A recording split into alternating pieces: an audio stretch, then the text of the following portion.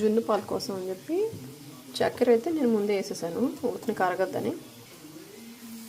జున్ను పాలు ఇవైతే సెకండ్ డే, అందుకనే ఇవి ఇంత ఎల్లోగా అయితే ఉన్నాయి. నేను మళ్ళీ నార్మల్ పాలు కూడా కొంచెం యాడ్ చేస్తాను అనమాట. దీంట్లో హాఫ్ ప్యాకెట్ కంటే తక్కువ పాలు అయితే కలుపుతున్నాను. కొంచెం ఇలాచీ పొడి అయితే వేస్తున్నాను.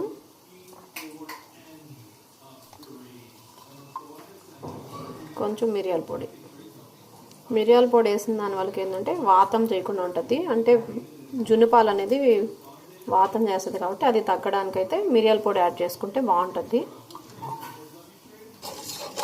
జున్ను పాలు అయితే చాలా బాగుంటుంది కదా. జున్ను అయితే మా అందరికీ అయితే చాలా ఇష్టము. యాక్చువల్గా జున్ను పాలు వీడియో అసలుకి నేను చేసేదాన్ని కాదు.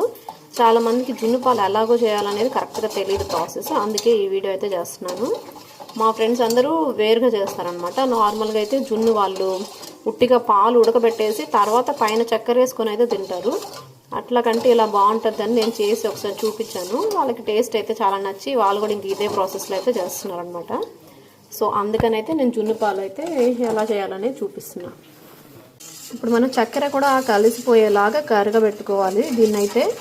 ఇది బాగా మెల్ట్ అయిన తర్వాత అప్పుడు షుగర్ సరిపోయిందో లేదో చూసుకొని ఇప్పుడే యాడ్ చేసుకోవాలి.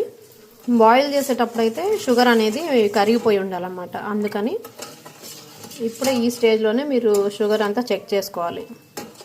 మోస్ట్లీ కరిగిపోవచ్చింది,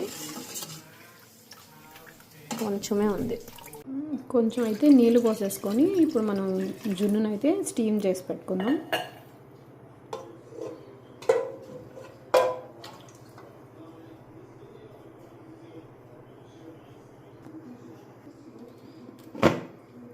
అది ఇట్లా పెట్టేసామంటే మనం చూసుకోవచ్చు మనకి జున్ను రెడీ అయిపోయింది అనేది. కుక్కర్లో కూడా పెట్టేసుకోవచ్చు, ఇలా అయినా పెట్టచ్చు. జున్ను అయితే రెడీ అయిపోయింది.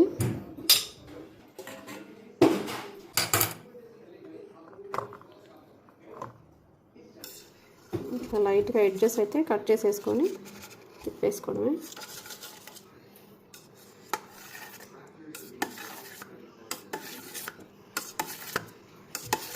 కార్తీ వెయిటింగ్ దీనికోసం కదా.